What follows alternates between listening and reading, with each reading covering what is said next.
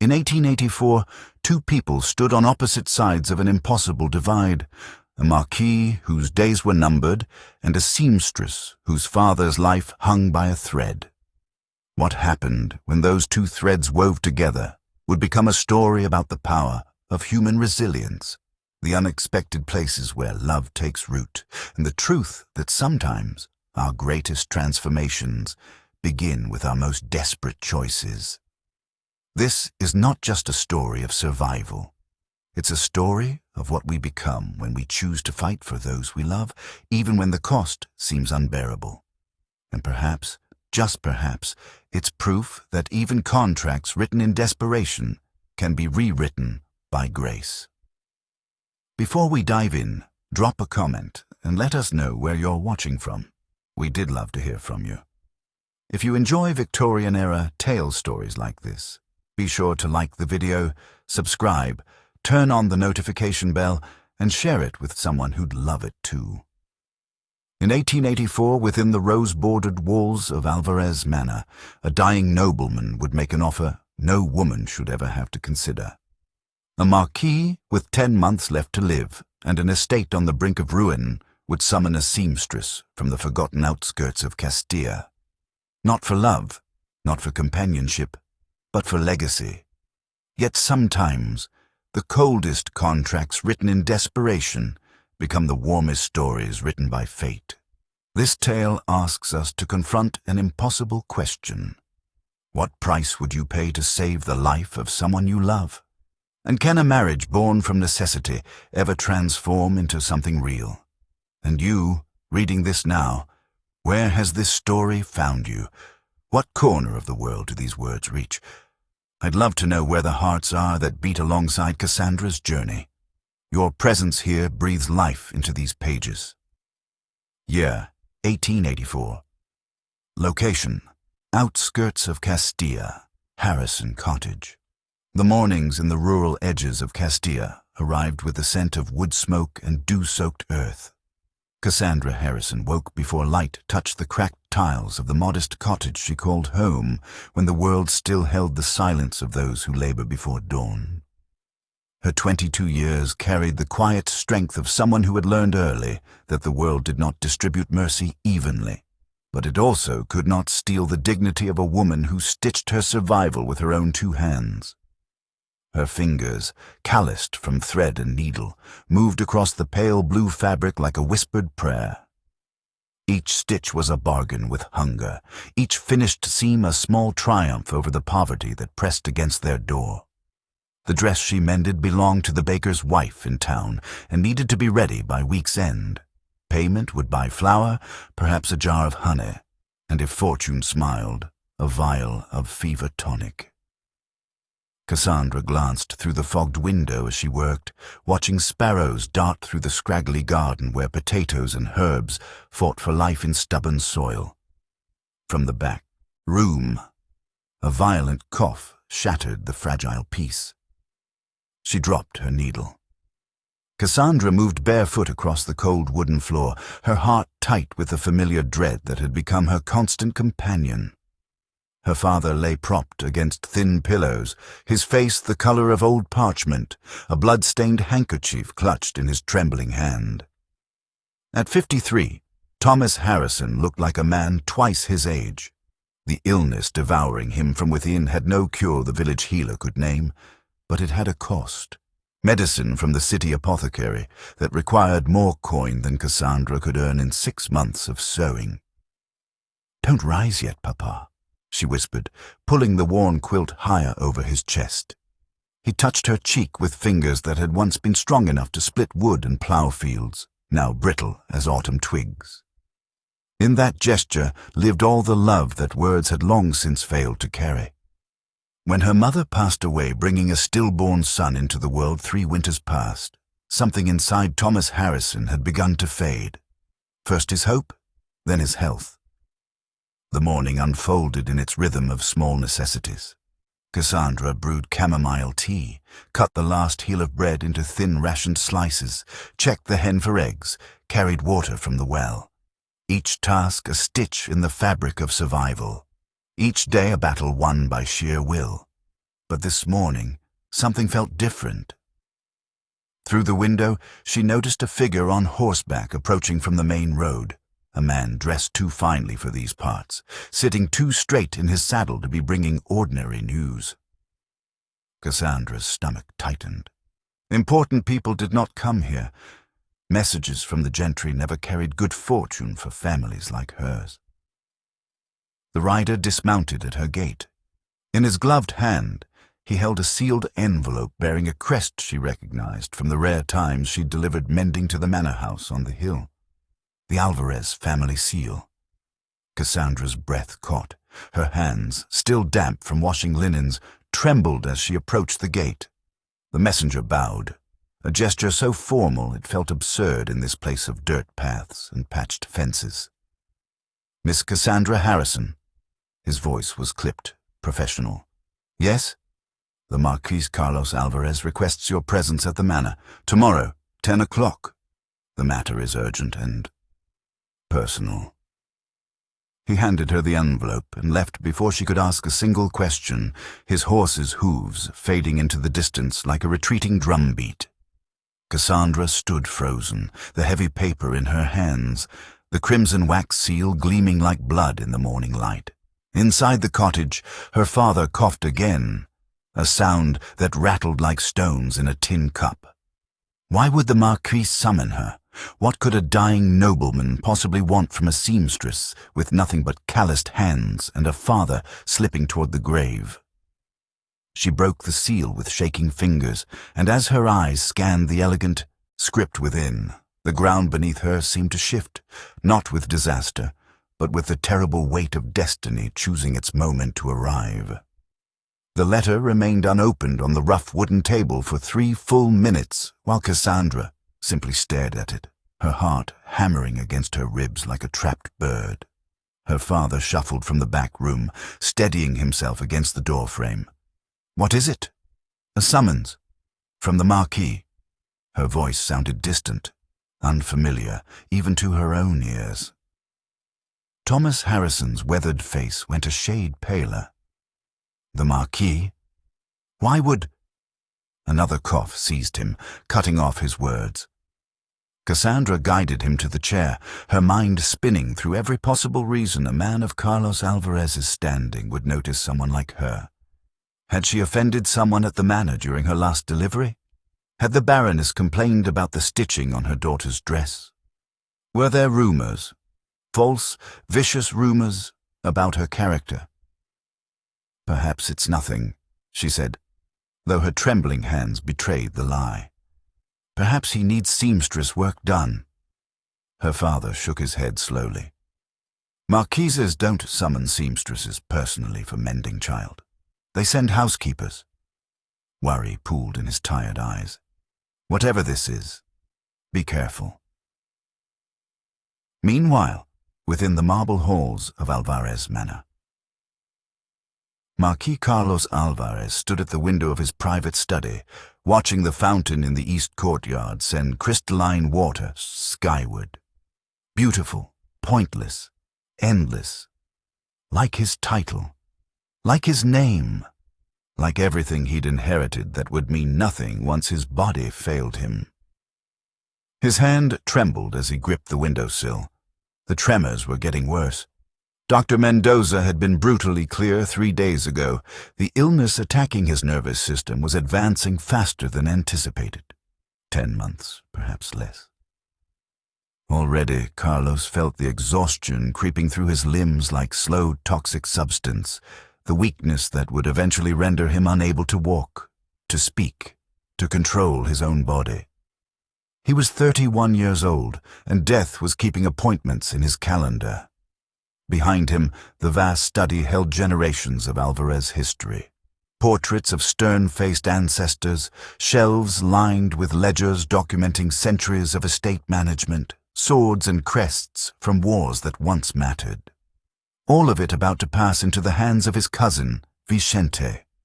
Vicente, who'd been circling like a vulture since news of the diagnosis leaked, already making promises to creditors, already scheming to auction off land parcels and dissolve holdings for gambling money. Carlos's jaw tightened. He would burn the estate to ash before letting Vicente touch it. But there was another way, a harder way, an impossible way, an heir. He moved to his desk where a thin dossier lay open, notes compiled over months of quiet observation, discreet inquiries, women of suitable age and station, but Carlos wasn't looking for beauty or breeding. He was looking for something rarer, the qualities needed to raise a child who would become Marquis when Carlos himself was nothing but a portrait on the wall. Intelligence, integrity, compassion, strength. His finger traced over one name, written in his own hand. Cassandra Harrison, seamstress, age 22. He'd first noticed her 6 months ago during a village inspection, watching her negotiate payment with the shopkeeper, her voice firm but fair, her posture straight despite her threadbare dress. Later, he'd learned she cared for her ailing father alone, managed their small household, could read and write. Extraordinary for someone of her circumstances. She was hard-working, she was literate, she hadn't been corrupted by wealth or vanity. She was exactly what he needed. Carlos pulled the bell cord. His steward appeared within moments. "Send the messenger to the Harrison cottage. The letter I prepared." His voice was steady, though the decision felt like stepping off a cliff. "Tomorrow morning, 10 o'clock. Make certain she understands the matter is urgent." The steward bowed and disappeared. Carlos returned to the window, watching the fountain continue its endless, beautiful cycle. Somewhere beyond these walls, a young woman was about to receive a proposal that would alter both their fates. He only hoped she was desperate enough or brave enough to accept, because time, that cruelest of masters, was already counting down. Dawn arrived cold and merciless. Cassandra had not slept. She stood before the cracked mirror in her room, smoothing the fabric of her best dress, a simple grey cotton she'd sewn herself 2 years prior, mended carefully at the seams where wear had begun to show. It was clean, modest, and utterly inadequate for entering the halls of a marquis, but it was all she had. Her hands shook as she pinned her dark hair back from her face, tucking every strand into a neat, severe bun. No loose curls, no softness. She needed to appear composed, respectable, a woman who could stand before nobility without crumbling. In the other room, her father coughed, a sound that had become the rhythm of her nightmares. "Papa, I'm leaving now," she called softly. "Be brave, my girl." His voice was thin as paper. Cassandra closed her eyes and whispered a prayer she wasn't certain anyone heard. "Please, let this not be disaster. Let me return home safely. Let there be hope somewhere in whatever awaits." Then she stepped out into the grey morning and began to walk. The path from her cottage to Alvarez Manor stretched 3 miles, a journey Cassandra had made only twice before, both times delivering finished garments to the servants' entrance. But today she'd been instructed to come to the main gate. The landscape transformed as she walked, as though crossing invisible borders between 2 entirely different worlds. First came the open fields where tenant farmers worked land that would never be theirs, dirt paths worn by generations of labor, crops growing in stubborn rows. Then the road improved, packed earth giving way to smooth gravel. Wildflowers disappeared, replaced by cultivated hedges trimmed into perfect geometric precision. Stone markers appeared along the roadside, bearing the Alvarez crest. Cassandra's chest tightened with each step. The closer she came to the manor, the more alien the world became. Ornamental gardens blooming with roses that served no purpose but beauty. Fountains carved from marble that probably cost more than her cottage, and everything in it combined. And then, rising before her like a monument to everything she was not, stood Alvarez Manor itself. 3 stories of pale stone and tall windows, flanked by manicured lawns and terrace gardens. Columns framed the massive entrance doors. Somewhere inside those walls, a man who could destroy her with a word or save her father with a gesture, was waiting. Cassandra forced herself forward. A steward met her at the entrance, his expression carefully neutral, though his eyes swept over her worn dress with barely concealed assessment. "Miss Harrison, this way." The moment she crossed the threshold, whispers erupted.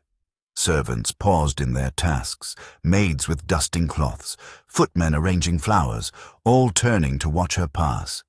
Their voices were low, but not low enough. "Who is she?" "A seamstress, I heard." Why would the Marquis summon her privately? Perhaps she's done something, or perhaps he needs something from her. The speculation followed her like smoke as the steward led her deeper into the manor. Cassandra kept her eyes forward, her spine straight, refusing to let them see her fear. The corridors seemed endless, polished floors reflecting candlelight from crystal sconces, portraits of severe ancestors watching her passage with painted eyes. Her footsteps echoed too loudly in the silence, each one a drumbeat counting down to something inevitable. Finally, the steward stopped before a heavy wooden door carved with intricate designs. "Wait here." He knocked once, disappeared inside, then returned and gestured for her to enter. Cassandra's heart thundered. Her mouth went dry. Beyond that door, her fate waited. She took one breath, then another, and stepped forward into the unknown. The study was smaller than Cassandra expected, though no less intimidating. Books lined the walls from floor to ceiling, their leather spines bearing titles in languages she couldn't read. A fire crackled in the hearth despite the mild morning, and behind a massive oak desk sat a man who looked both younger and older than she'd imagined. Marquis Carlos Alvarez rose as she entered, a courtesy that surprised her. He was tall, his dark hair touched with premature gray at the temples, his face handsome but carved with exhaustion that went deeper than lack of sleep. His eyes, dark and impossibly direct, met hers without the condescension she'd braced herself to endure. "Miss Harrison, thank you for coming." His voice was steady, but she noticed the slight tremor in his hand as he gestured to a chair. "Please sit." Cassandra sat on the edge of the velvet seat, her spine rigid, hands clasped so tightly in her lap, her knuckles went white. Carlos did not return to his desk. Instead, he stood before the fire, silent for a long moment, as though gathering the courage to speak words that could not be taken back. When he finally turned to face her, his expression held something she hadn't expected: vulnerability. "I will not waste your time with pleasantries, Miss Harrison. You deserve honesty, and I—" He paused, his jaw tightening. "I have very little time left for anything else." Cassandra's breath caught. "I am dying." The words fell between them like stones into still water. "A degenerative illness. My physician gives me 10 months, perhaps less. The weakness is already beginning. Tremors, exhaustion. Eventually I will lose control of my body entirely." He said it without self-pity, but Cassandra saw the weight of it in his shoulders, the way he gripped the back of a chair to steady himself. "I have no heir," Carlos continued, his voice growing firmer. "And if I passed away without one, everything, this estate, the holdings, the tenants who depend on this land for their survival, passes to my cousin Vicente, a man who will bleed it dry within a year to pay gambling debts." Cassandra's mind raced, trying to understand why he was telling her this. What did any of this have to do with a seamstress from the outskirts of town? Then Carlos looked directly at her, and the world seemed to stop. "I need an heir, Miss Harrison, and I am asking you to give me one." The words didn't make sense at first.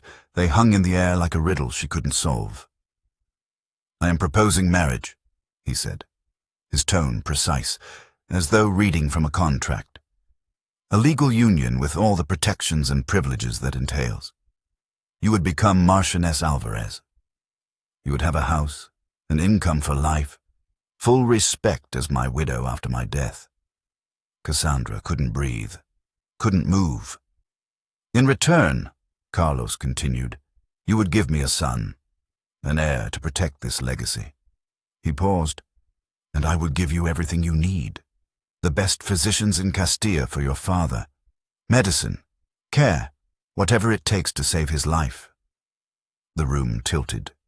He knew about her father. He'd watched her, observed her. Is this salvation or purchase? Am I being offered security or sold into servitude? Her thoughts spun wildly. Could motherhood be contracted like mending linen? Could she agree to conceive a child with a stranger, nobleman or not, and call it anything but desperation? Yet even as shame burned through her, another voice whispered, "Your father is dying. This man is offering his life." "I know what I am asking is unconscionable," Carlos said quietly. "But I am a desperate man facing death, and you—" He met her eyes.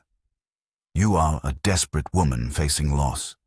Perhaps we can save each other." Cassandra sat frozen, her heart a wild drum, her mind a battlefield. Carlos remained standing, waiting, knowing time was devouring him with every passing second. "I do not need your answer now," he said, "but I need it soon." The fire crackled, the clock ticked, and Cassandra felt destiny closing its hand around her throat. Cassandra barely remembered the walk home. Her feet carried her along the path from marble back to mud, from sculpted gardens back to wild fields, but her mind remained trapped in that study, replaying Carlos's words over and over until they lost all meaning and became only sound. "Marry me. Give me a son. I give you everything." By the time she reached the cottage, the sun had climbed high, but the world felt dark. Her father looked up from his chair by the window, hope and fear warring in his tired eyes. What did he want? Cassandra opened her mouth, closed it. How could she possibly explain? He offered help. For your medicine. The truth, but not all of it. Not yet. Thomas studied her face with the careful attention of a man who'd raised her from childhood. At what cost? She turned away, unable to bear his gaze. "I need to think, Papa. Please." Night fell, but sleep never came. Cassandra lay on her narrow bed, staring at the ceiling where shadows from the dying fire flickered and danced like accusations. Outside, an owl called, lonely, relentless. From the next room, her father's coughing shattered the silence. Wet, rattling, wrong. She heard him spit into the basin, and she knew without looking that there would be stain. He's dying, and you have the power to save him. But at what price? Her mind became a battlefield where 1,000 voices screamed at once. He's buying you like livestock. No, he's offering you dignity, a title, security. You'd be a broodmare. Nothing more. You'd be a marchioness. Your father would live. Can you conceive a child with a stranger and call yourself anything but desperate? Can you watch your father suffocate slowly and call yourself anything but a coward? Cassandra pressed her hands over her face, shame and fury and terror tangling inside her chest until she couldn't tell one from the other. She rose finally, lighting a candle with shaking hands, and pulled her journal from beneath the loose floorboard where she kept it hidden. The leather cover was worn smooth from years of confessions whispered to paper when the world became too heavy to carry alone. She opened to a blank page and began to write, her handwriting jagged, desperate. What am I? A woman who would sell herself for medicine, or a daughter who would sacrifice anything to save the man who raised her. Her pen hovered, ink pooling at the tip. Honor does not fill empty lungs. Pride does not buy medicine. What is the value of a soul weighed against a life? The words stared back at her. Accusing, unforgiving, true. She thought of the Marquis standing before the fire, trembling with illness, offering everything he had in exchange for the one thing he couldn't buy. Time. An heir, a future beyond his death. Was he a villain for asking? Or just a dying man trying to save something that mattered?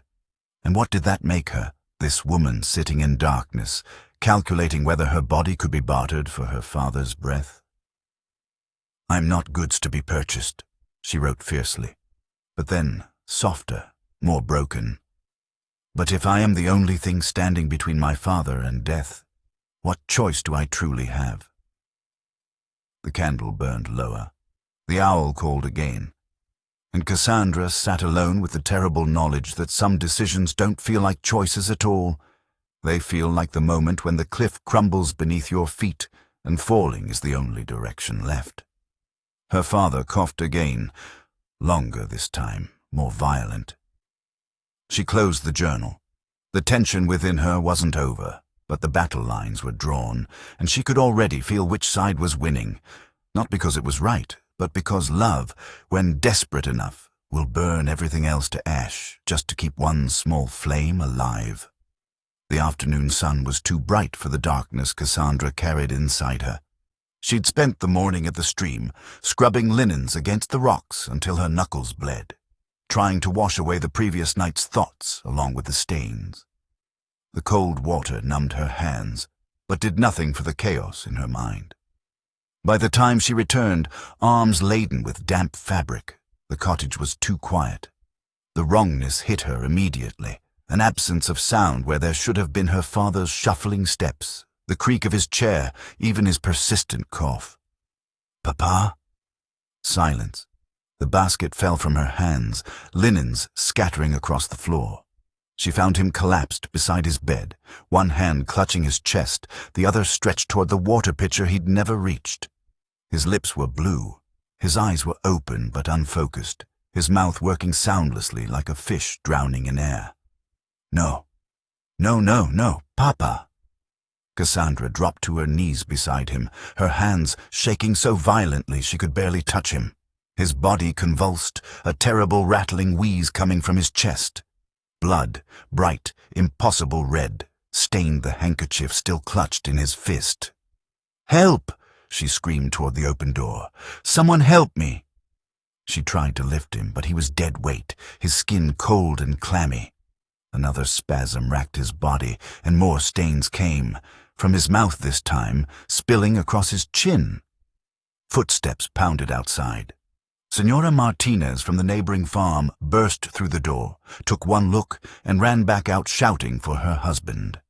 Time fractured into desperate, chaotic moments, hands lifting her father onto the bed. Someone pressing a cloth to his mouth, his chest rising and falling too fast, too shallow, the awful sound of him choking on his own blood. Cassandra knelt beside him, gripping his hand so hard she thought her bones might break. "Stay with me, Papa, please. Please stay." His eyes found hers, clear for just a moment, and in them she saw apology, love, and goodbye. "No," she whispered, "you don't get to leave me. Not yet. Not like this."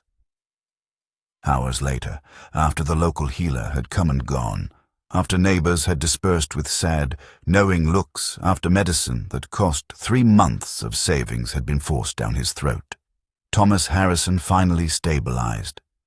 He slept now, shallow, labored breathing, but breathing nonetheless. Cassandra sat beside his bed in the darkness, still holding his hand. Her face was streaked with dried tears. Her dress was stained with his blood. Her body felt hollowed out, as though something essential had been carved away and discarded. The healer's words echoed in her skull. "He's getting worse. Without proper medicine, without a real physician, I give him weeks, perhaps days." Cassandra stared at her father's face. The man who'd taught her to read by candlelight, who'd carried her on his shoulders through summer fields, who'd held her when her mother passed away and promised she'd never be alone. The man who was dying because she couldn't afford to save him. And in that moment, every argument she'd constructed crumbled to dust. This wasn't about dignity. This wasn't about pride or honor or what people might think or what she thought of herself. This was about love. Raw, desperate, all-consuming love that didn't care about philosophy or morality or whether a choice was right, only whether it would keep this man breathing for one more day, one more week, one more season. Cassandra lifted her father's hand to her lips and pressed a kiss to his scarred knuckles. "I'm sorry, Papa," she whispered, "for what I'm about to do, for what I have to become." Her voice broke, but her resolve didn't. "But I will not lose you, not when I have the power to save you." The decision settled over her like a cloak, heavy, suffocating, but hers to wear. Tomorrow she would return to Alvarez Manor. Tomorrow she would give the Marquis his answer, and may God forgive her for the bargain she was about to make. Dawn came cold and colorless. Cassandra left her father sleeping under Senora Martinez's watchful care, the neighbor having agreed to stay through the morning. She'd washed the stain from her dress as best she could, pinned her hair back with hands that no longer shook, not from steadiness, but from a numbness that had settled deep into her bones. The walk to Alvarez Manor felt different this time. Not like walking toward the unknown, but like walking toward the inevitable, each step a word in a sentence already written. The servants recognized her immediately. Whispers ignited like brush, fire as she passed through the main gate. Maids paused mid-sweep. Footmen exchanged glances. A young kitchen girl actually stopped and stared, mouth open, until the head housekeeper slapped her shoulder and hissed something sharp.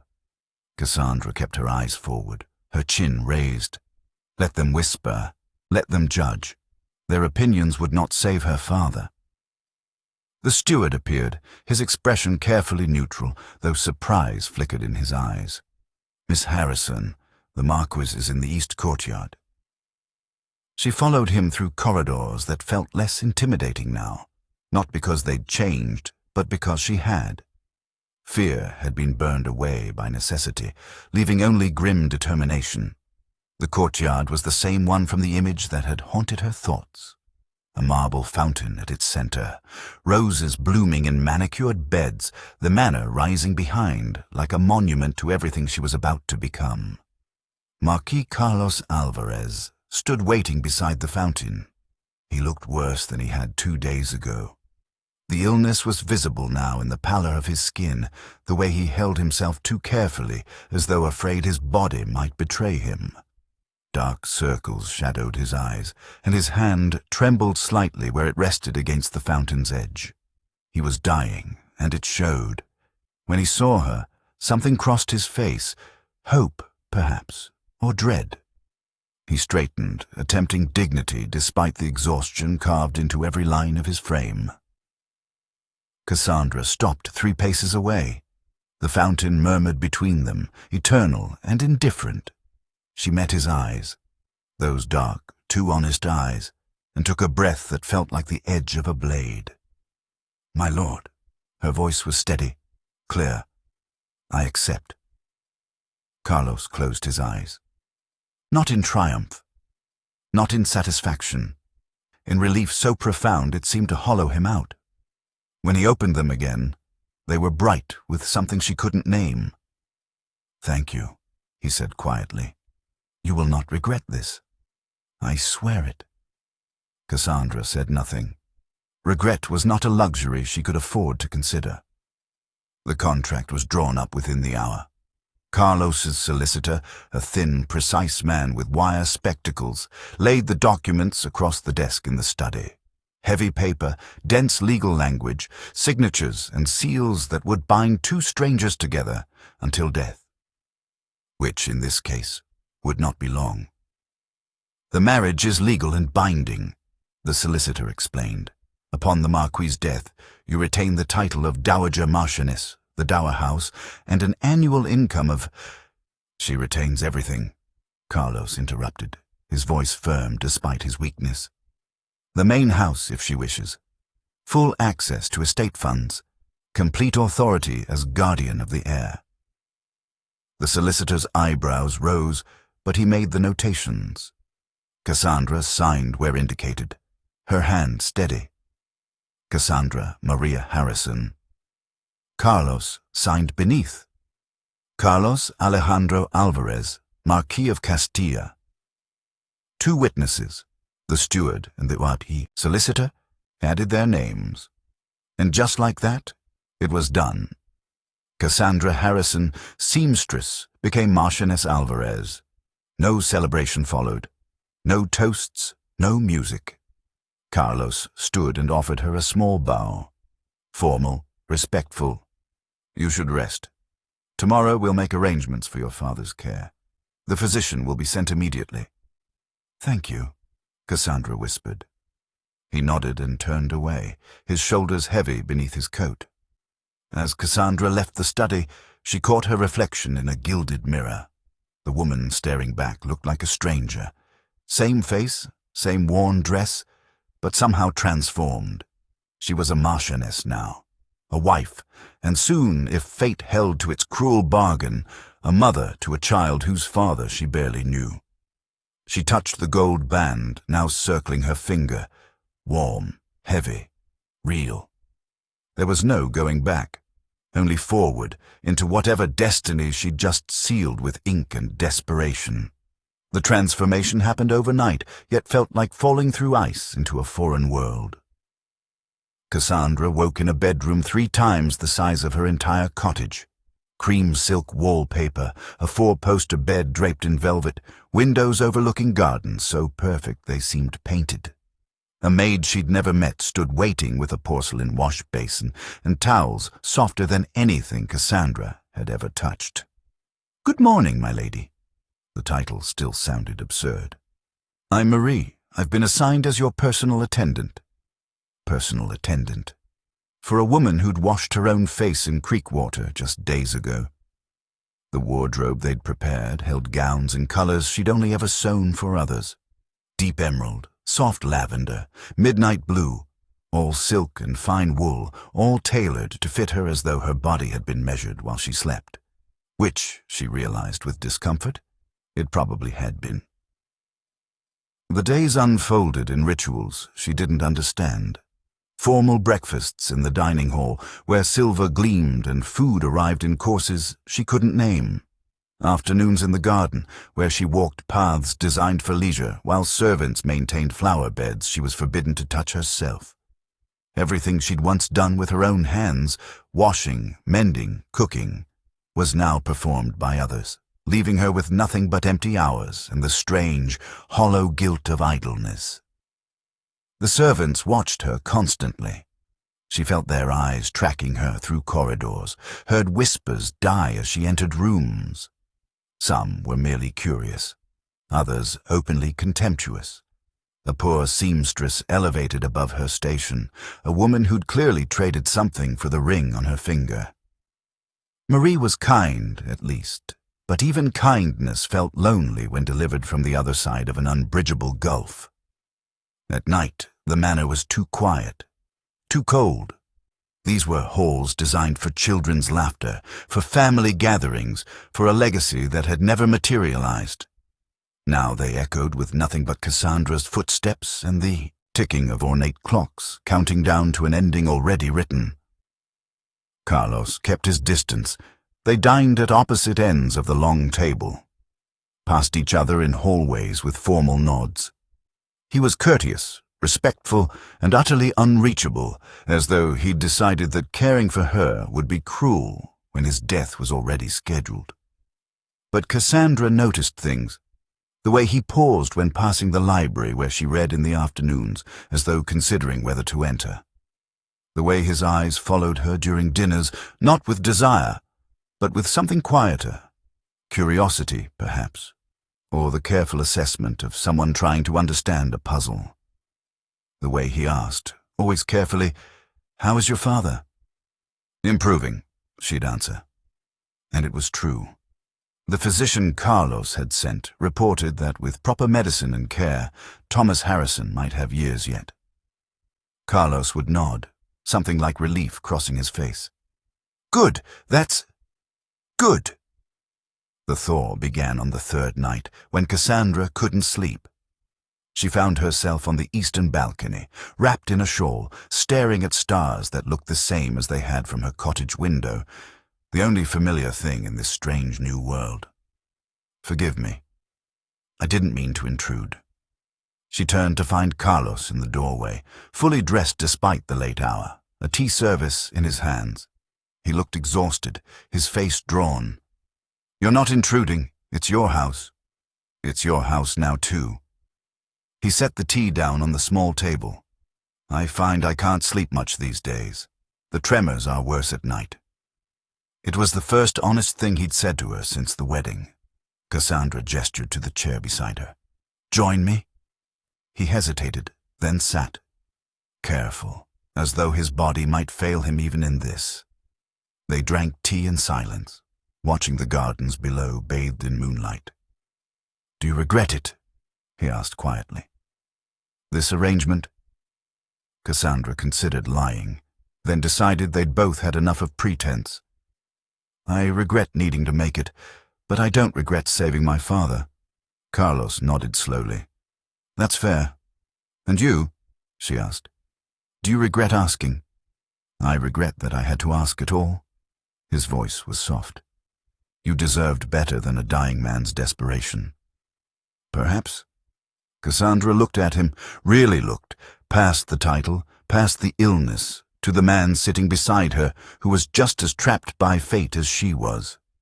"But perhaps we both deserved better than what life gave us, and perhaps this is how we survive it." Something shifted in his expression. Surprise, maybe, or recognition. For the first time since she'd entered this marble prison, Cassandra didn't feel quite so alone. They finished their tea in comfortable silence, and when they finally parted, Carlos's good night carried the faintest warmth. It wasn't love, but it was a beginning. The weeks that followed moved like water, finding its course, uncertain at first, then gradually, settling into rhythm. Cassandra learned to navigate the labyrinth of noble life, which fork to use at dinner, how to address visiting dignitaries, the delicate politics of managing household staff who resented taking orders from a former seamstress. She studied the estate ledgers at night, determined to understand the vast holdings she was meant to protect. Carlos watched her adapt with something approaching admiration. She was quicker than he'd anticipated, sharp enough to spot discrepancies in the steward's reports, bold enough to question expenditures that seemed excessive. More than once, he found himself genuinely consulting her opinion rather than merely informing her of decisions already made. Their evening teas on the balcony became routine. Sometimes they talked, about books, about the estate, about nothing in particular. Sometimes they simply sat in companionable silence, two people sharing space without demanding more than the other could give. And slowly, almost imperceptibly, something shifted. The way Carlos's hand would steady her elbow when she stumbled on the garden path. The way Cassandra would leave books she thought he'd enjoy on his desk. Small gestures that spoke of consideration, of care. Fragile threads weaving between two people who'd agreed to be strangers. But the agreement they'd made hung between them still, unspoken but impossible to ignore. An heir, the entire purpose of this union. Neither had yet broached the subject of how or when that promise would be fulfilled. It was the sound of raised voices that shattered the fragile peace. Cassandra was passing through the eastern corridor when she heard them, low, urgent, coming from the drawing room. The door was slightly ajar. "Can't seriously believe this farce will hold." The voice was unfamiliar, sharp with contempt. "A deathbed marriage to some peasant girl. Any court will see it for what it is. Desperation. The marriage is legal, Vicente." Carlos's voice, strained but firm. "Vicente, the cousin." Cassandra pressed herself against the wall, heart pounding. Legal, perhaps. But legitimate? She's barely been here a month, Carlos.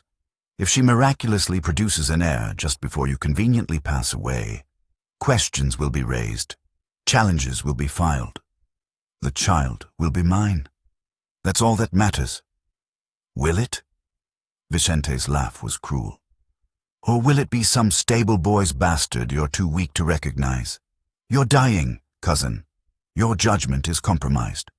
When the time comes, I'll make certain the courts understand that. Silence fell, heavy and toxic. Then Carlos spoke, his voice colder than Cassandra had ever heard it. Get out of my house. It won't be your house much longer. Footsteps approached the door. Cassandra fled down the corridor before Vicente could see her, her pulse racing, her mind spinning with the implications. He would challenge the inheritance. He would question any child's legitimacy. He was already laying groundwork to contest everything. She found Carlos an hour later in his study, slumped in his chair, trembling worse than she'd ever seen. Carlos? He looked up, and she saw it immediately. The illness had advanced. His skin was grey, his breathing labored. As she watched, his hands spasmed violently, knocking papers from the desk. I'm fine, he said automatically, trying to gather the scattered documents. He wasn't fine. Cassandra knelt beside him, stilling his shaking hands with her own. I heard Vicente. I know what he's planning. Carlos closed his eyes, defeat washing over his face. He's right to question it. We've been married over a month and I... He broke off, shame coloring his voice. I can't ask you to. Then don't ask, Cassandra said quietly. But understand something. I didn't agree to this arrangement to watch it crumble because we were both too afraid to see it through. Their eyes met, and in that moment, everything unspoken between them rose to the surface. This wasn't the contract anymore. This was something more complicated, respect that had grown into trust, companionship that had deepened into something neither dared name. Carlos lifted his trembling hand to her face, his touch gentle despite the weakness. I'm running out of time. Then we'd better not waste what you have left. The words hung between them. A promise, a surrender, an acknowledgement that their carefully maintained distance could no longer hold. Outside, storm clouds gathered over Alvarez Manor, and inside, two people bound by desperation began to discover that sometimes the most unexpected seeds take root in the darkest soil. Time was running out, but perhaps, just perhaps, there was still enough left to grow something real. Dear listeners, thank you for staying with us until the end. If this story moved you, please subscribe, like, comment, and share it with someone close to you. Your support inspires us to keep creating stories filled with love, healing, and unforgettable twists.